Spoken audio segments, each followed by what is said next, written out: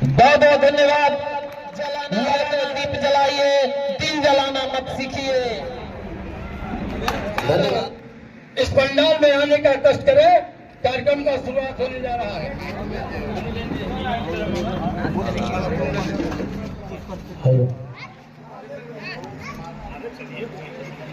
ठीक है, ठीक है। आइए सुनील जी, आप आइए, सभी लोग साथी जराइए।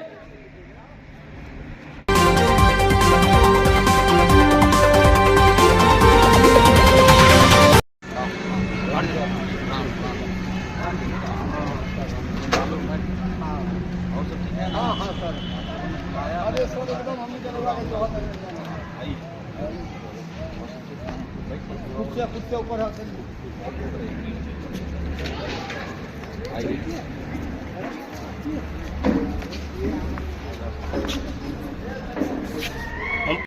बहुत बहुत धन्यवाद। लगाना है तो दाग लगाइए, आग लगाना मत सीखिए। जलाना है तो दीप जलाइए, दिन जलाना मत सीखिए। बहुत बहुत धन्यवाद। अगले विषय से मेरा आग्रह है, आप लोग के बीच सासाराम पार्लियामेंट के युवा सांसद के संत ऋषियों के जयंती के समारोह का उद्घाटन करता हम सबों के लोकप्रिय सांसद भाई मनोज जी फीता जोड़ करके उद्घाटन का काम किए हैं। हमारे तरफ से और यहाँ मुठानी के लोगों की तरफ से और डोम समाज की तरफ से हार्दिक अभिनंदन और स्वागत करता हूँ।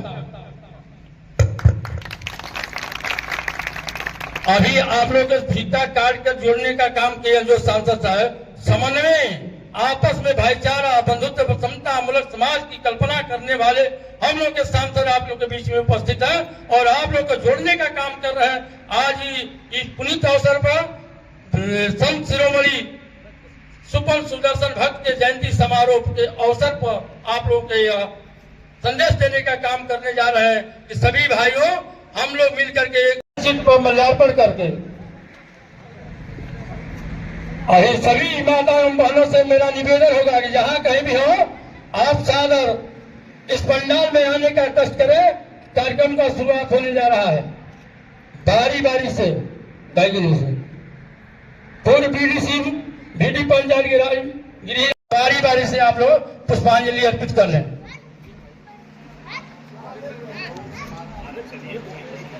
ठीक है, ठीक है।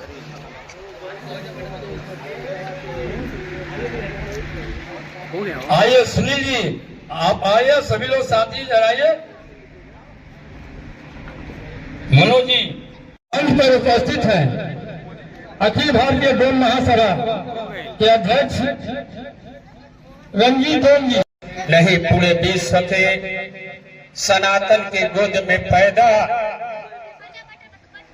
महाभारत युद्ध आप लोग जानते हैं और सुने भी हैं। उस युद्ध के विराम के बाद जिसको पांडव कहा जाता है, वह युद्ध जिनको लोग कहते हैं विष्णु अवतार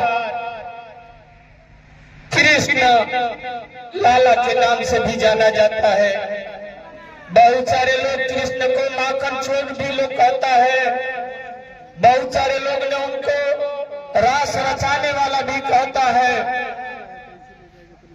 जिया जीतने के बाद कौरव वंश के पांडव ने अपने रहने का जगह मांग रहा था, लेकिन पांडव को रिक्वेस्ट पर भी कौरव ने कहा कि मैं तुम्हें सुई के नोक भर भी जमीन में रहने का नहीं दूंगा। कृष्ण जी के कहने पर महाभारत की युद्ध होती है।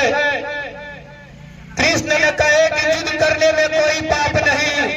ये बात उन्होंने कृष्ण जी ने अर्जुन से कहा था। अर्जुन और पांडव ने मिलकर युद्ध की तैयारी कर देता है। उस युद्ध में बहुत सारे मां बहनों का सिंदूर कृष्ण के कहने पर धो दी जाती है। बहुत सारे मां गर्भवती अपने बच्चों को गोद में लेकर तड़प रही है।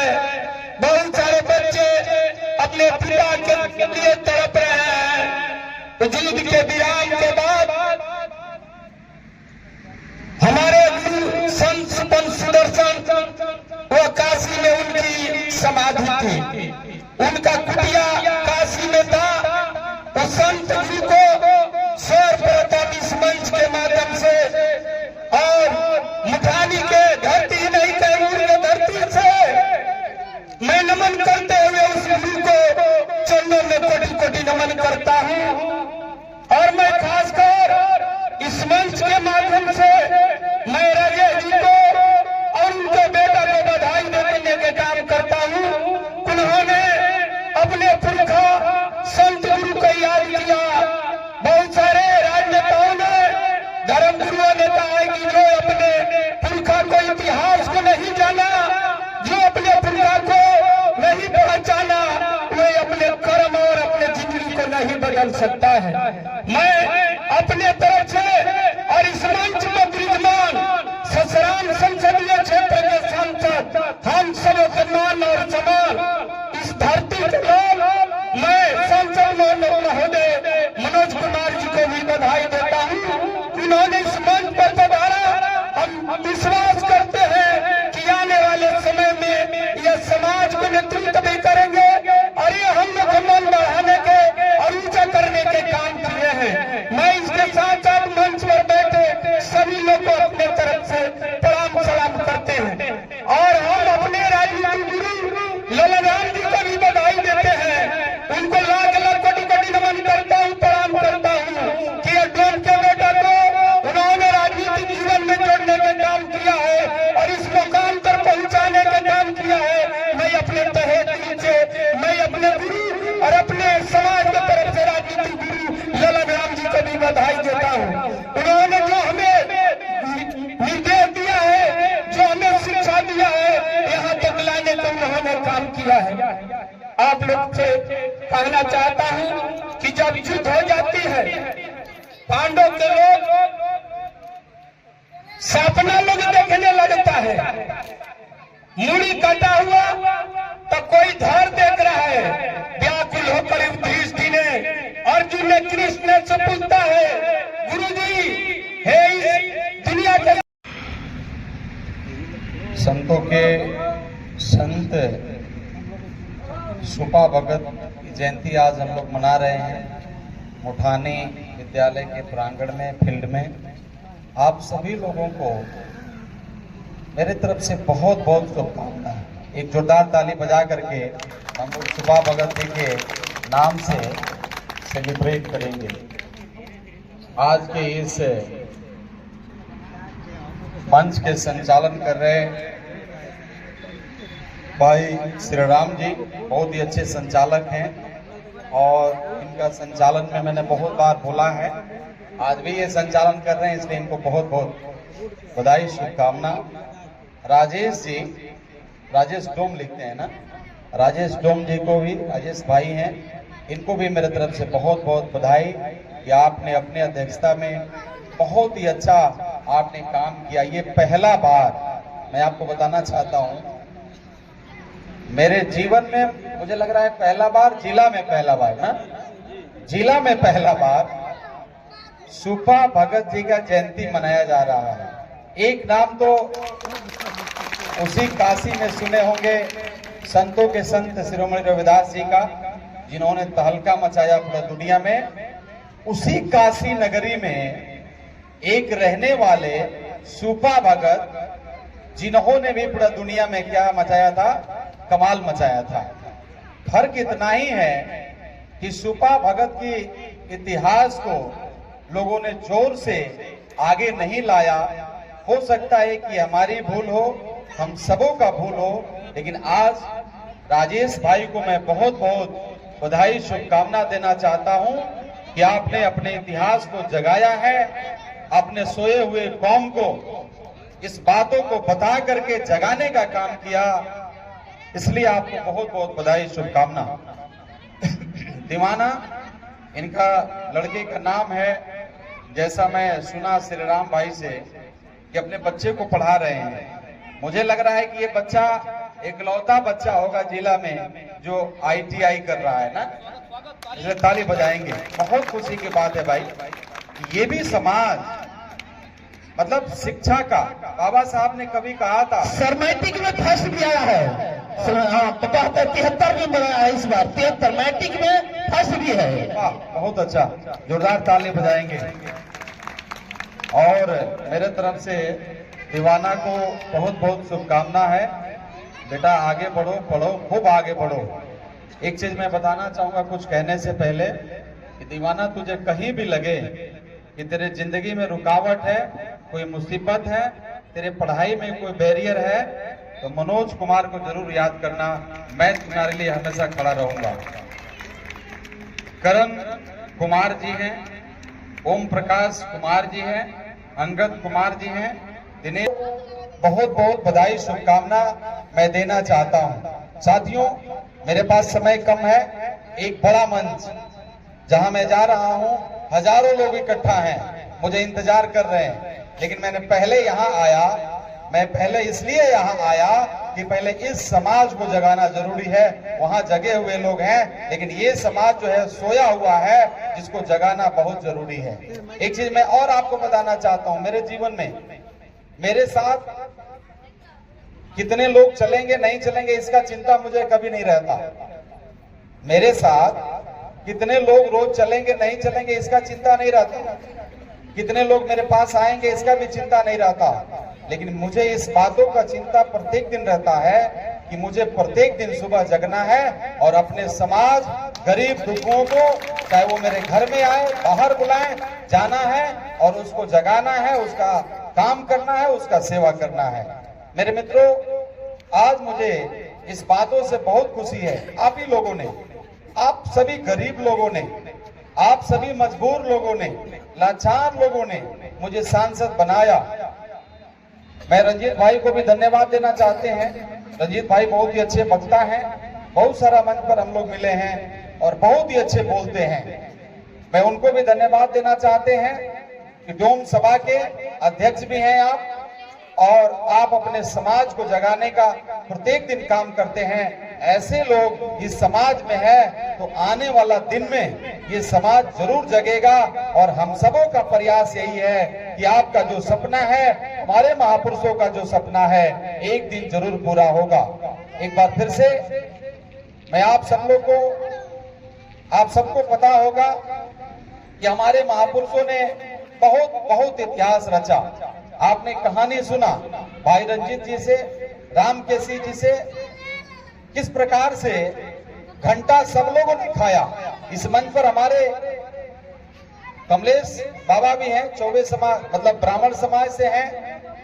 आप सबको मालूम है, सभी समाज के लगभग इस मंच पर उपस्थित हैं हम लोग। उस जग में भी सभी समाज के लोगों ने खाना खाया था। ब्राह्मण जी लोग खा लिए थे, जादव जी लोग भी खाना खा लिए थे, हो सकता है पटेल जी लोग भी खाना खा लिए होंगे, चमार जी लोग भी खाना खा लिए होंगे, लेकिन घंटा नहीं बजा। बजा नहीं बजा, घंटा नहीं बजा। और घंटा तभी बजा जब हमारे सुपन भगत गए, खाना खाए और वहां पर इन्होंने पदार्पण किया, तभी जगह जाकर के वो घंटा बजा। ये इतिहास है। अब हम लोग तो आप लोग को रोज बताते हैं, हमारे लोग भी आपको बताते हैं, आपने सुन भी लिया। खैनी खाना छोड़ दीजिए, बीड़ी पीना छोड़ दीजिए। अब कहिएगा सांसद जी तो सब बंदे कर देंगे तो मतलब दुकानें बंद हो जाएगा, लेकिन करना होगा। अच्छा काम किए राजेश भाई, अच्छा काम किए, समझना होगा आप लोग को। इन्होंने अपने बच्चा को पढ़ाया। श्री राम जी ने बोला कि इनका बेटा 73% रिजल्ट लाया मैट्रिक क्लास में। आप जोरदार ताली बजाओ इस बच्चा के लिए। ये काम करना होगा। अगर आप चाहते हो कि आपका जीवन सफल हो जाए, आप चाहते हो कि आपका तस्वीर सफल हो जाए, तो आपको यही करना होगा। आप सबको मैं बताना चाहता हूं, मैं भी एक गरीब बाप का बेटा हूं। जैसे हमारे राजेश भाई भी हैं, वैसे मैं भी गरीब बाप का बेटा हूं। मैं भी एक चमार का बेटा हूं। मुझे याद है, मेरे पिताजी जब भी वीडियो के पास जाते थे, जब भी मुखिया के पास में जाते थे, एक ही चीज मांगते थे।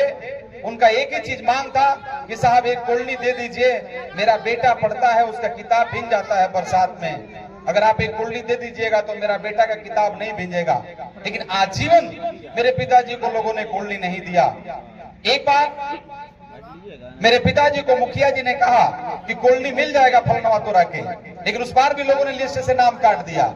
मैं आया कहीं से खेलते हुए, मैं पूछा, मेरे पिताजी बैठ के रो रहे थे, मैं पूछा काहे रो रहे हैं? मेरे पिताजी ने कहा कि बेटा दरिंदों ने इस बार भी मेरा नाम काट दिया, मुझे कॉलोनी नहीं मिला, सपना था कि कॉलोनी मिल जाएगा तो तेरा किताब नहीं भेजेगा।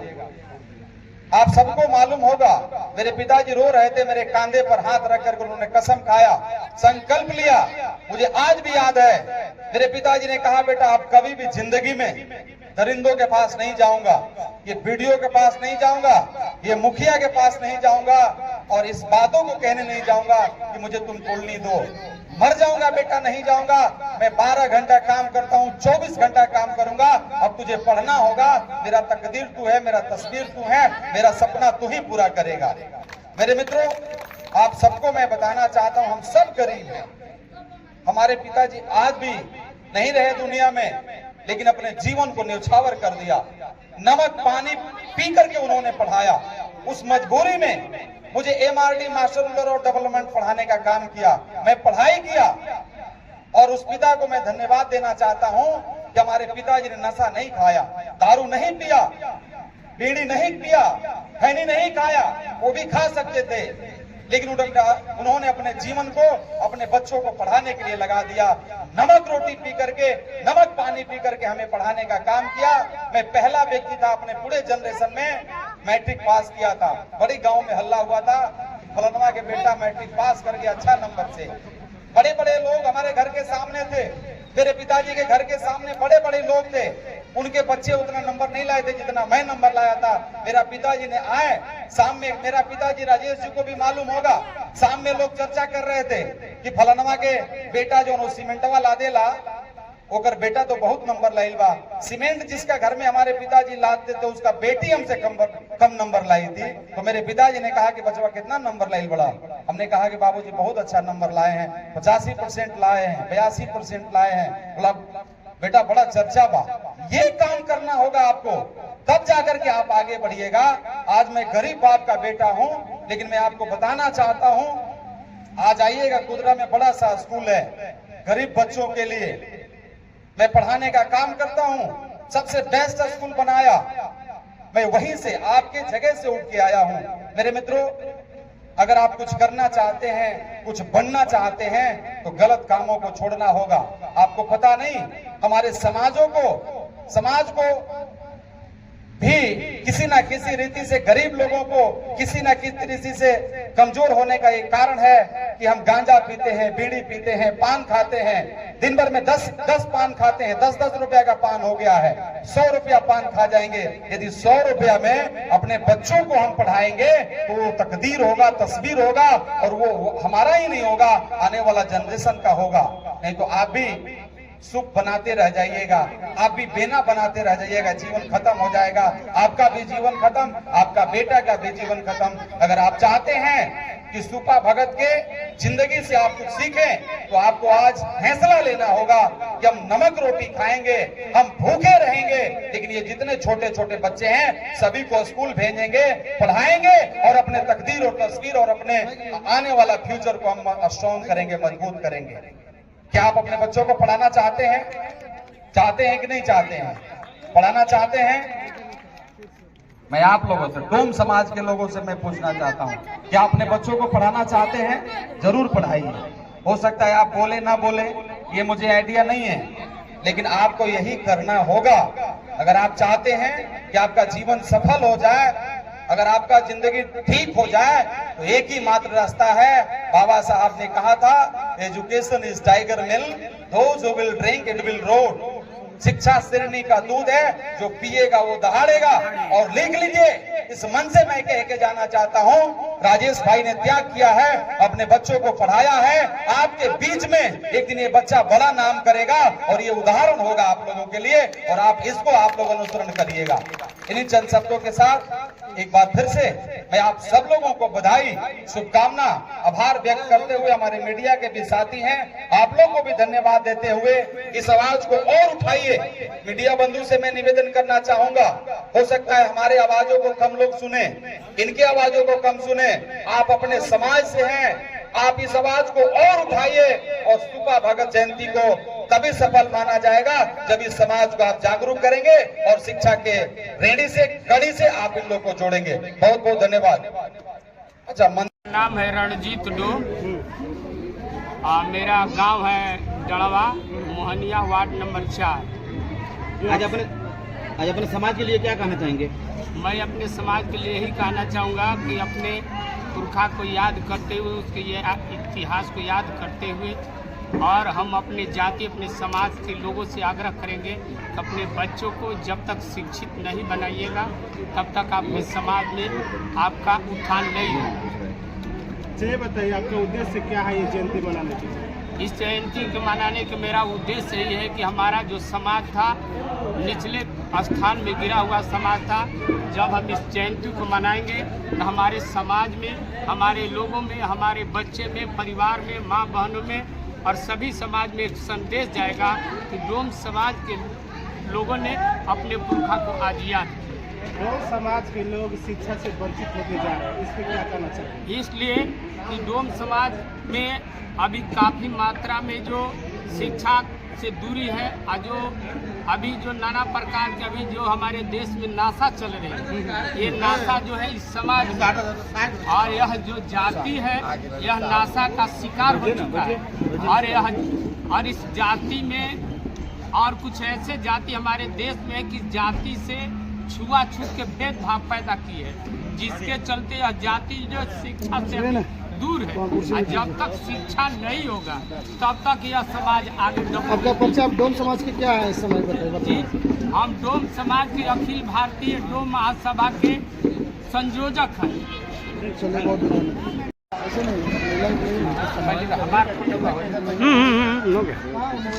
हो गया।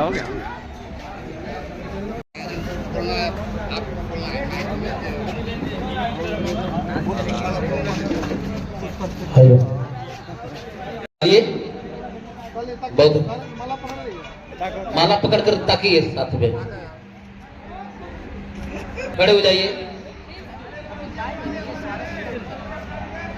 इस प्रोग्राम के जो अध्यक्ष हैं हमारे हैं, जो श्वेता सुमन सर जी को माला से स्वागत की हैं, उनकी सिस्टर हैं।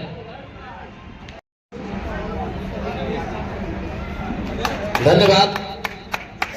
जो आज सुपन भगत का जो जयंती मनाया जा रहा है, इस पर आपको क्या कहना है? सबसे पहले तो मैं सुपन भगत जी के जयंती में मैं तमाम दर्शकों को और उनके अनुयायियों को बधाई देती हूँ, और आप सबका भी, मीडिया के जितने भी भाई बंधु हैं, स्वागत करती हूँ।